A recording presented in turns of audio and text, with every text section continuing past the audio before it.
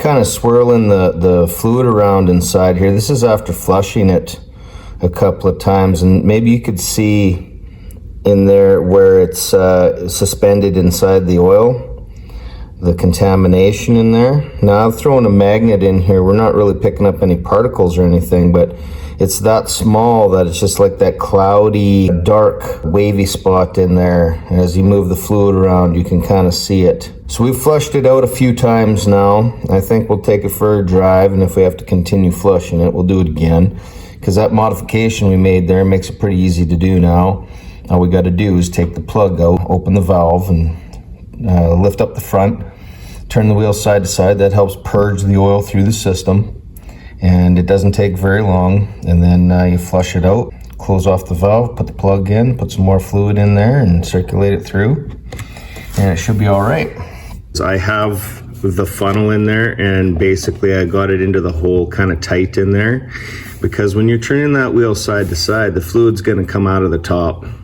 So at first I kind of put a rag on top in the top portion there to kind of mitigate the mess, but I found with this funnel in there and kind of stuck in place, we don't have any fluid coming out of the top here, because it was coming out of the top and then it would come down in here. You could see some residue down in there, and then gets in behind, and then now you're thinking you got a leak when you don't, because you want to leave the lid off and take a look in there and check for air bubbles and purge that air out of there.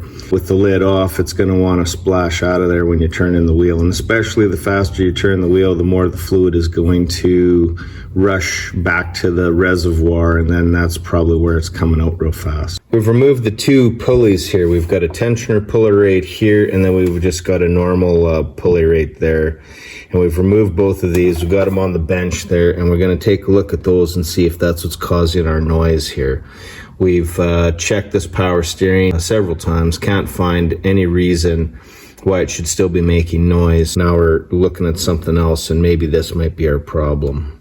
These are the two pulleys that we've got on the bench here. This is going to be our tensioner pulley, and then you can tell that this one's got the ribs in it for the serpentine belt, and this one is just our other pulley there, and there's nothing on there, so the back face of the belt is going to rub on that. What we find is you would assume that both of those bearings are the same size, but in fact they're not. If we take a look at this one, it's kind of like a oddball size. It's listed as a 6203 LU on the shield there, a measured outside diameter of 1.572 to 1.574 OD, and then we have a 0.665 bore. Now when we look at this one over here and we read the shield on that one, it's going to come out as a 6203 DGS, and that's going to be a 1.469 OD, and we're going to have a 0.665 bore. So the bore is the same for both of them, but the outside diameter is different. Now I was able to find a replacement bearing for this one, but not for that one. In the meantime, what I'm forced to do is I just remove the shield off of there, put some grease in there, re-grease it. You could tell when you took it out there was no grease in there, and you could feel when you spun the bearing it wasn't necessarily smooth. The bearing is still in decent shape, but there's no lubrication left in there, and it's kind of making noise when you spin it. So I'm hoping that this is the source of that noise that we have from the serpentine belt or the running gear on the front of the engine. We originally targeted the power steering because that's what we were working on, and we just associated the noise with the pump and continued to do so. So now we're looking at other things here, and I think this might be the solution to our problem.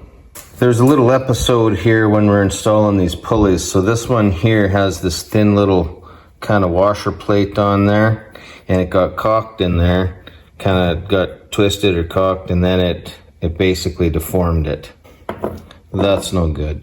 The other thing is you got to make sure that you're using the right washer, I guess you'd want to call it, on the right pulley. So I'll give you an example here. So this one here is going to go on that one, and how you can tell is that when you put that on there, you can still spin this around. It's free and it's separated from the pulley itself. If you take this one over here and you try to put it on this one, it's not going to turn. You have to have it on the right one so that it'll turn.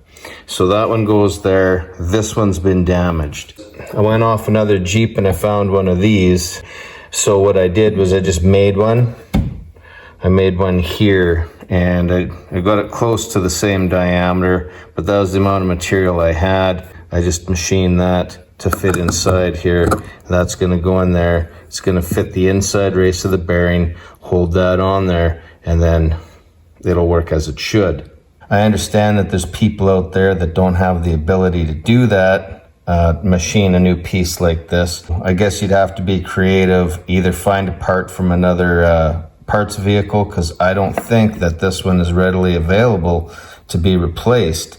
So you might have to get creative and find yourself some kind of washer combination to be able to install that. Maybe even just a washer to at least contact the inside race of the bearing here.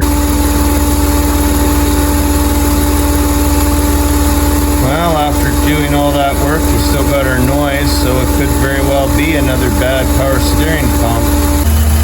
After doing a little more diagnosis here and just trying to figure out where that noise is coming from, it sounded like it was coming from the pump. It seemed to be the source of the sound. But as I stood over here on this side of the vehicle, it sounded like it was coming from this area over here, and then it seemed back here. This ends up being our problem right there. Now this is a previous repair for this hose. I had gotten the wrong hose for the job, at least it didn't want to fit in the same location as the old one. And so what I did was I just used a piece of rubber hose and I put that in there. Well, what's happening is this hose is collapsing, and if I hold it and manipulate it, you can hear that sound. There we go. So now what I'm going to have to do is get the correct hose for that to replace that. So this hose had lasted quite a while, and then it just started making noise here, and it just ironically made the noise when we were replacing our power steering pump, and it kind of has a similar noise as well. This is the factory hose that goes on there now. Admittedly, the last time I changed this hose, it was routed through here underneath the throttle body, and this hose here is a different configuration. This hose here gets connected there, then it goes above the throttle body, and it gets connected into the back there. So different style hose, serves the same purpose.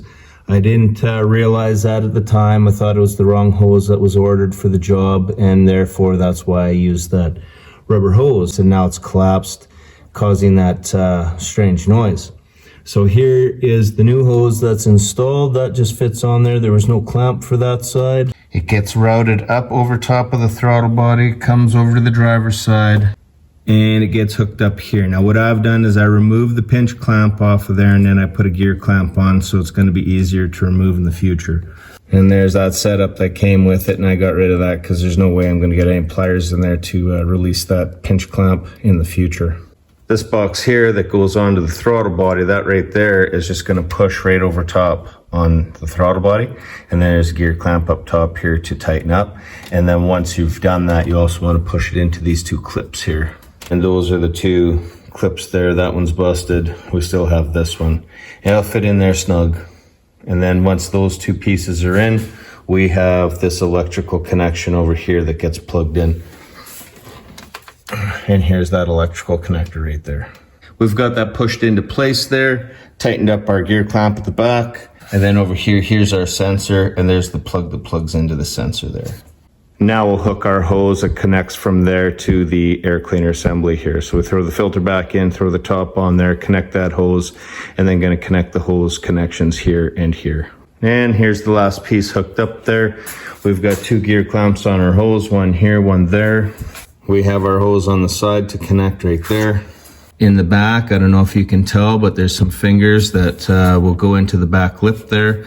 And then once you've got those engaged, you'll press the front down, and then you'll use these snaps. And there's one over here on this side, and then there's one over there on that side. Now with that hose changed in the back, we don't have that noise anymore. Everything's all good. was a little bit of a song and dance to find out what the problem was in the end here, but it's all good now. Here was that hose there that we had used and put in place, and again, the reason that we did that was the hose that we had ordered for the repair didn't match what came out of the vehicle, and so I initially thought it was the wrong one, and then put this hose in place of it. And it lasted since April of last year, and then I guess the integrity of the hose failed and it started to collapse. And right in here you can see where it's permanently kind of molded in that shape there. What was happening over here was basically it was just collapsing, and it didn't look round anymore, and this thing was collapsed and was kind of vibrating, and that was what was causing the noise, which sounded familiar to a failed power steering pump. Again, what we'll do is we'll put some comments on that previous video, let people know what happened and why it happened, and so give them a heads up on that one.